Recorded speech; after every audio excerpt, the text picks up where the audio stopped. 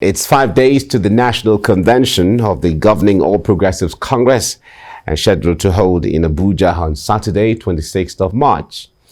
And there are no more drawbacks as a High Court sitting in Abuja has vacated an order restraining the APC from going ahead with its National Convention. Chairman of the Caretaker Extraordinary Convention Planning Committee of the party, Mai Malabuni, who is governor of Yobe State, while receiving a brief from the Convention Planning Committee on Sunday, applauded them for instilling confidence in members. This is the crux of our discussion in the next couple of minutes. So joining me in the studio to make sense of all of this is the organizing secretary of the APC Lagos State chapter, Comrade Ayodele Adewale. It's nice to have you join me this morning. Thank you for having me. Great, you're welcome. Good morning. And I have also joining me on Zoom from Imo State, an APC stalwart, Dr. Ekwegh Chigioke. All right, he'll be joining us as we get along. We're trying to ensure that we have the connectivities on. All right, Adewale, it's nice to have you join me. Now, the point there is all seems set for the 26th of March. Mm-hmm. I recall that we have sat on this table, on this side several times, talking in relation to the build-up to the convention. So what are you expecting? Let's see. Well, I'm expecting an each-free convention, a convention where all stakeholders will put the stake on the table, discuss matters, and then move on. Time is not on our side. There's a lot to be done before 2023, and we need to put the house more in order and to be very well prepared ahead of all other political parties.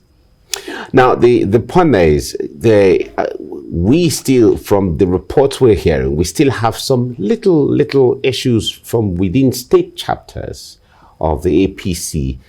How will those, especially, for instance, like in Imo State, we understand there are still disagreements between the governor, Uzodimma, with Senator Rocha Sokorocha, as well as Senator Arome, and so on. When we have issues like that, how would it impact those going into the convention? Well, those are normal issues. They are issues of interest, and politics itself is not monolithic. You have people coming from various backgrounds and tendencies and all. So it's allowed to happen. But the point is that at the end of it all, they all have to align for us to move on. Yeah. All right. When it comes to all have to align, talk to us from that perspective. What would it take for all of them to align? We just have about a week or so to the convention. Well, like I said, it's on the basis of interest. They have different programs. Some feel that their program should be on the front burner, but while others feel that their program is more superior. And on the basis of that, they still have to have some level of compromise. You shift here, you shift there. The end point is the people. The people must get good governance. And for the party to win, you must enshrine and ensure that you can deliver what the people want. So before then, definitely they will align. All right, let's talk about the APC as a political party that caused a disruption, the kind that has never been seen in the history of Nigerian politics, especially in 2015. When it comes to the ideology of the party, with all of the members that make up the party, would you say that members, even some stalwarts, understand what the ideology of the party is, what it stands for, and where it is going? You must understand that APC is a configuration of different tendencies that also have different political bends. So it is a question of filtering these tendencies in order for you to have a strong force. And while you are doing this, you don't expect things to just happen magically. There must be a transformation. So those transformation periods are what you see, and that's what some people might term as skirmishes within the political setup. But as we go on, it's going to get more strengthened, and people will get to understand themselves better, and it will get more robust. And the party ideology is being taught more like a literature for people to really understand what the party means and what the party stands for. And gradually we will get to a point of equilibrium where everything will settle. Then we can journey on. All right. How would you compare the APC with political parties in the First Republic, and also in the First Republic we had the MPC, the Action Group, the AG, as well as the NCNC, and they handled, they were dominant in different regions. And then in the Second Republic we had the UPN, the MPN, and GNPP, and so many other political parties in that regard. How would you compare APC in the clarity of what they stand for and those political parties at that time? In comparison, you must try to understand how they all metamorphosed and how they existed. The first came as a result of fighting against colonialism. They were fighting to have a nation state. During that process of trying to build a nation, a lot of discussion, robust discussions were going on. And those discussions were centered on ideology. Ideology towards what kind of environment do we want? What kind of state do we want? And of course, nationality question was also there. Remember that the first census was very questionable. People felt that the Southwest was more populous than the northern region. Some believed that the British actually doctored those census figures in order to have power centered somewhere. So everybody stood on their own grounds, had a vision for their own regions on how it was going to be. So it was pivoted on ideology, vision, and formation. In this republic, we were fighting against the military. We had a democratic system of governance before the coup of 1966 came in, and we're trying to stabilize. It was envisaged by that 1970-71, they would have handed power. You understand? That journeyed on until Murtala Muhammad was taken away from the equation. Obasanjo had to hurriedly do something. But again, the tendency of not allowing power to be with the quote-unquote the progressives, the UPN tendency and all of that was in place. You journey on to 1983. The military took it again. There were promises, and there was a strong agitation that a unifier, that is Chief MKO Abiola, comes in place. Of course, some tendencies, the military tendencies were also there. They were afraid, and all of these things, because of their past antecedents and things that they've gone wrong. Perhaps a lot of them will go into oblivion. Some will go to jail, and all of these things. That was truncated. But the force, the thinking that brought in this dispensation was more of get the military out at all costs. But the civil society was also there. Chief Gani Fahimi and the rest believe that we must have a constitution. We cannot go into a full-fledged democracy without having a document that will ensure everybody's interest is well taken care of. But people like Asiwaju Bola Ahmed Tinubu, Senator Tokunbo Afikuyomi, Pa Abamade Soya, was smart enough that, look, you cannot fight a system out of it. Be a catalyst, but don't get involved. Right. The major thing is let's get this military out. When we get to a point whereby we can stabilize, we start putting all the pegs. But thank God they took that decision. Otherwise. Okay, we'll talk more about this because a sense of history has a way of shaping what people know now, where we're going. All right, let me bring in Dr. Pope Chigioke Ekwegh, an APC stalwart, joining me from Imo State. Doctor, it's good to have you join me this morning. Thank you. Good morning. Great. Now, just a few days before the national convention of your party, how ready are you and your party? Let me ask you that. Yes, the party is ever ready to progress positively. You see, the convention is a fertile ground for the party to harness its leadership for another time, to lead the party at the national level.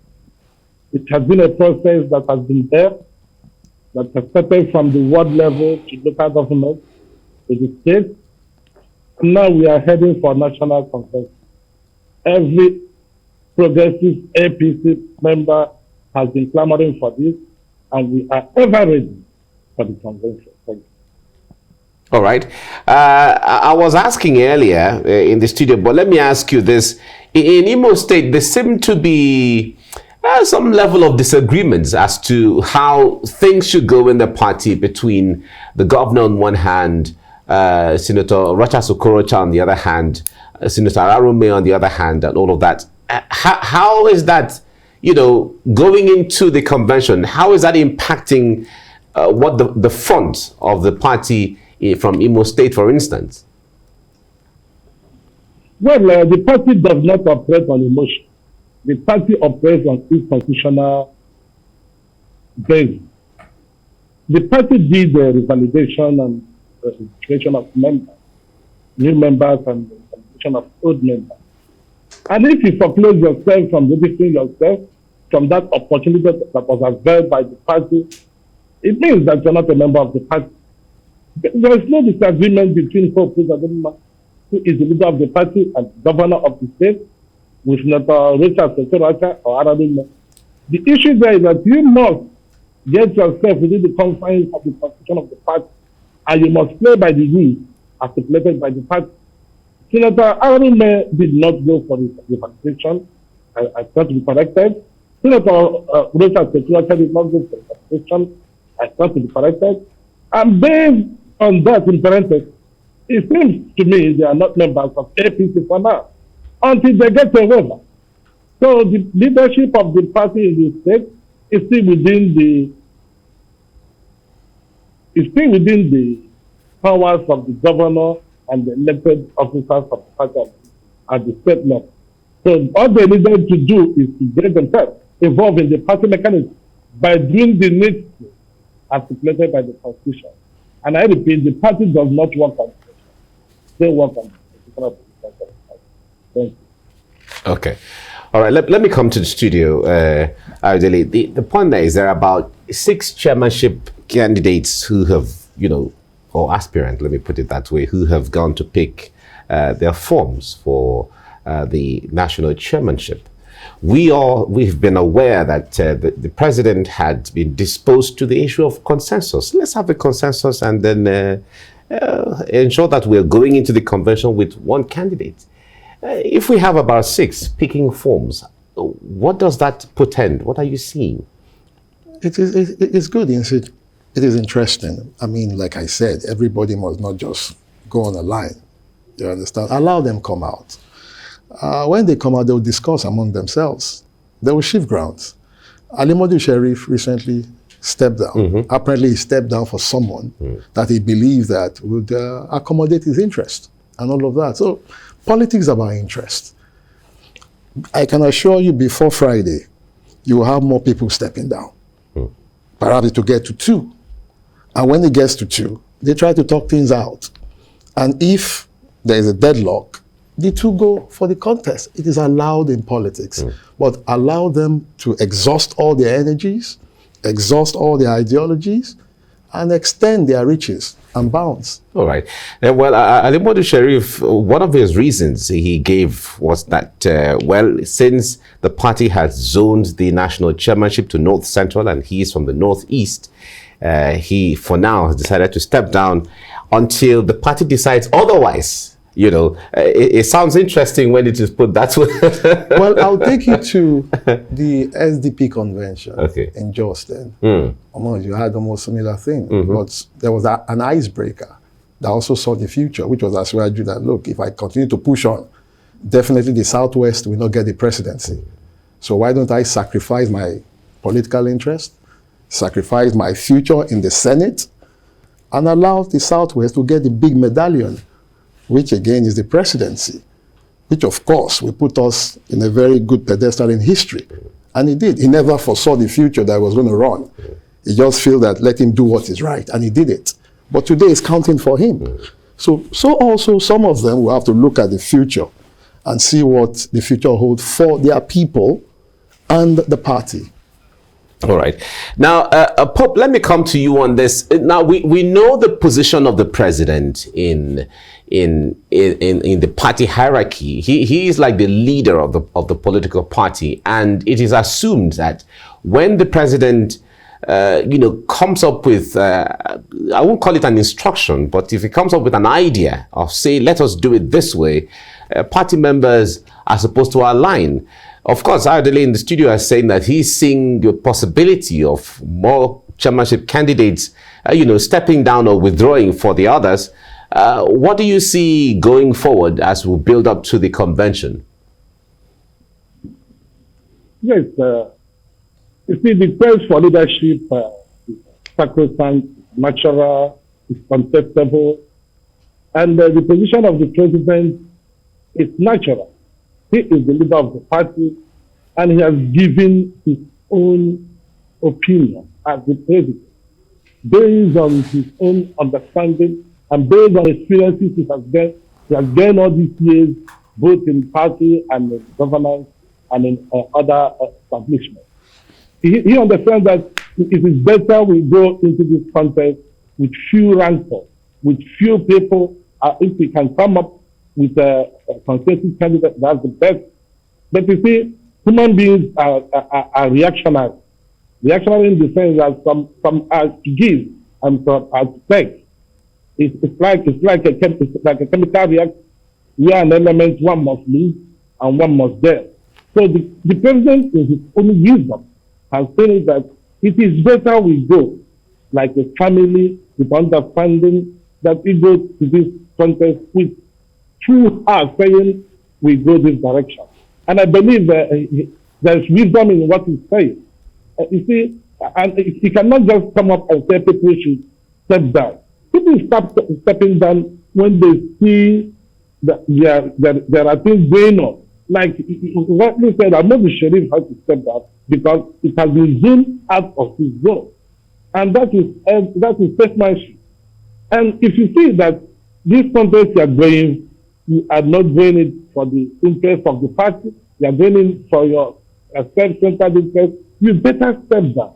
As they succeed, you see people stepping down. And I believe before we get to the debate, we might end up going with a consensus candidate based on mutual understanding and respect that is devoid of rancor and backbiting.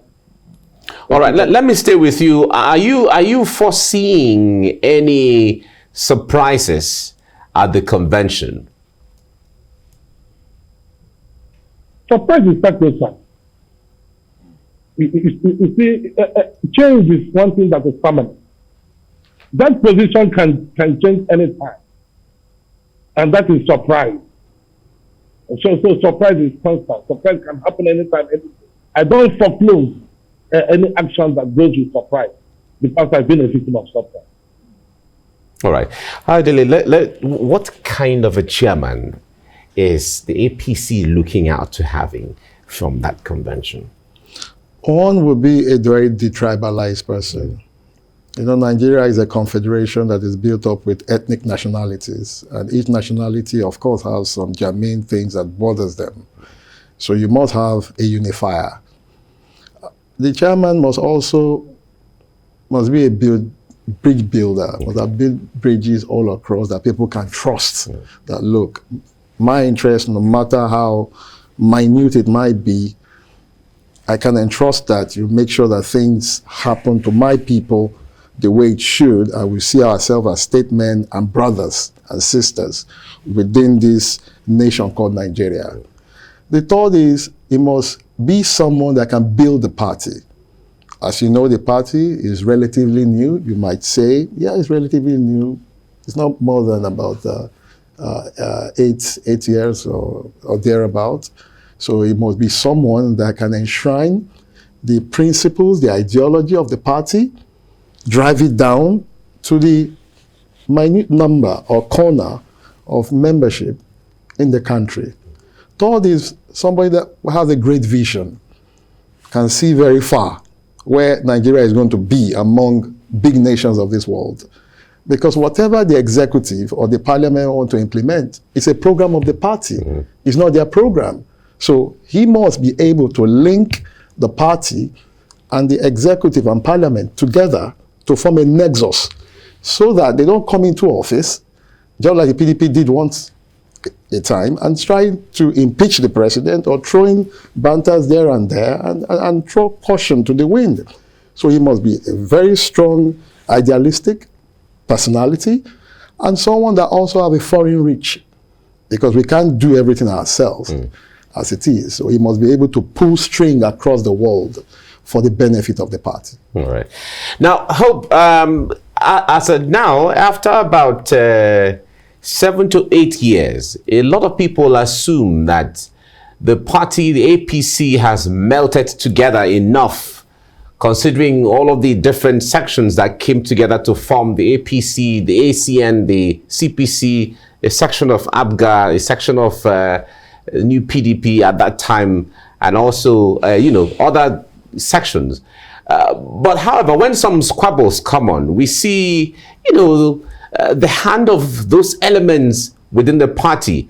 What impact is that still having in the party going forward?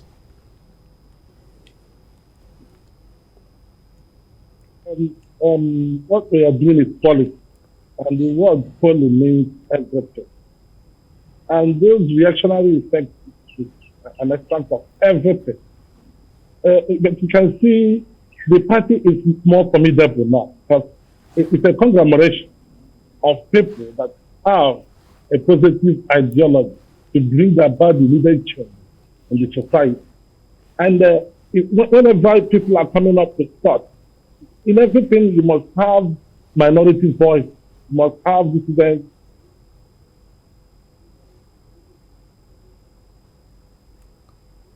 All right, it seems we lost your feed there. All right, Dr. Hope Ekwegh. All right, we'll certainly have him back if we have the time. But Ayodele, I would like you to also respond to that. All the different, groupings that came to form the APC. Do you still see their impacts here and there, dragging the party, here and there?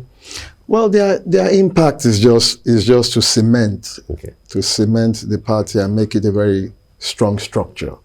And they are human beings, and human beings also can be fluid as time goes on because of contemporary realities. And that is why you have constitutional amendments, you rejig your programs and all of these things. And they need to also carry their people along. We have scarce resources.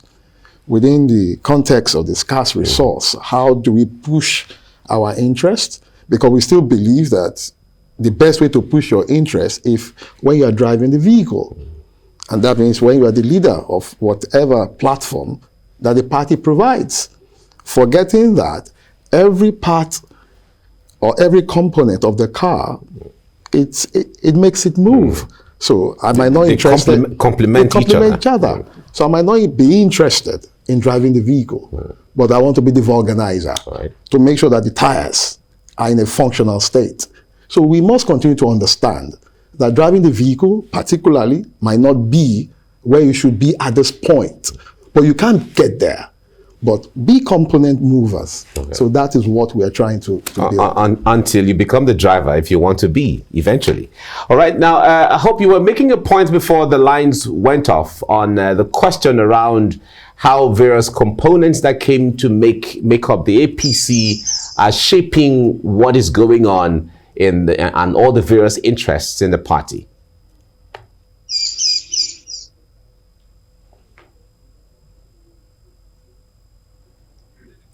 Hope, can you hear me?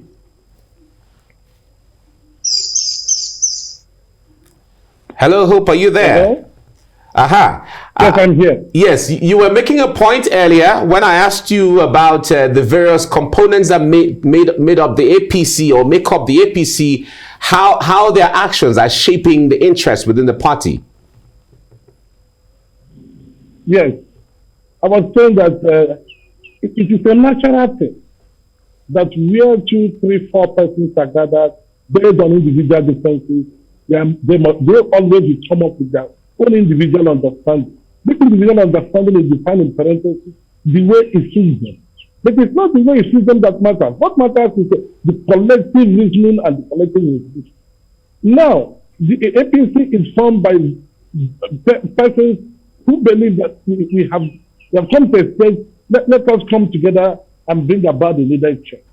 Yes, anytime they believe that they are not at the area or at the position they believe they will be, they will come back to where they are coming from and start agitating from there. It is constant. But what is paramount here and what is important here is, what is the collective resolution of the party?